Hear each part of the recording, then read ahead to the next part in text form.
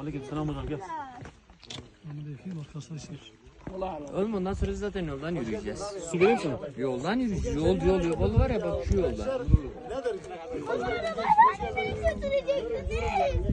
Yoruldun mu? Arabanın tekeri patladı.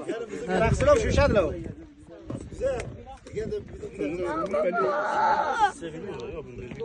Şeker de orada. Ha. Bak şadın önünde.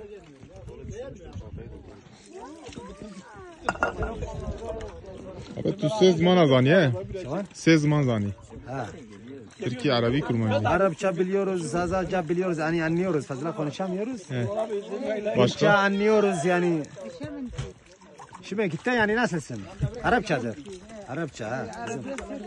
Ha. Ama aslında bizimki yapmadır Arapça. Ha farklı. Yani şimdi